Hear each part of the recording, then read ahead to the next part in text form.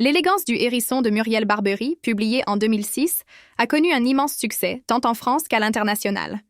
Le roman raconte l'histoire de Renée, une concierge cultivée, et de Paloma, une jeune fille en quête de sens. Grâce à ses thèmes profonds sur la beauté et l'intellect cachés dans le quotidien, le livre a été traduit dans plus de 40 langues et s'est vendu à plus de 2 millions d'exemplaires. Il a également été adapté en film en 2009, consolidant ainsi sa popularité mondiale. Ce succès a fait de Barbery une auteure reconnue internationalement. Le roman raconte l'histoire de deux personnages principaux, Renée Michel, une concierge discrète et cultivée, et Paloma José, une jeune fille de 12 ans issue d'une famille bourgeoise.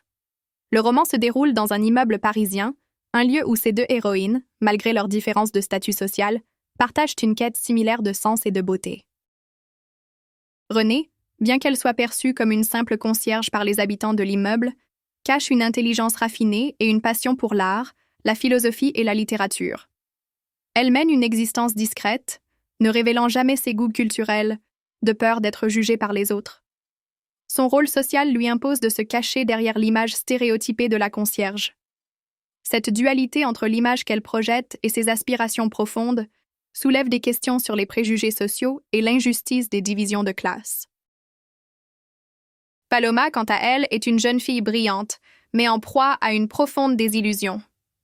En dépit de sa jeunesse, elle est déjà désabusée par la superficialité de sa famille et de la société qui l'entoure.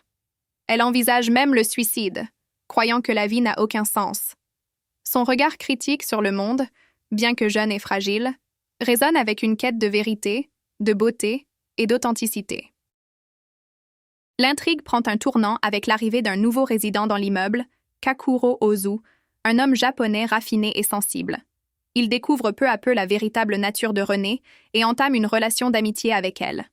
Par ce lien inattendu, Renée et Paloma se rapprochent, et les deux femmes trouvent un terrain d'entente, un partage de beauté et de philosophie qui leur permet de transcender la dureté de leur réalité.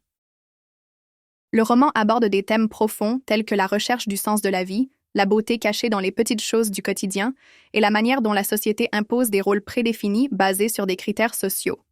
L'amitié qui se tisse entre Renée et Paloma est une forme de solidarité discrète mais essentielle, qui défie les conventions sociales et montre que la compréhension mutuelle peut naître de la quête commune du sens et de la beauté.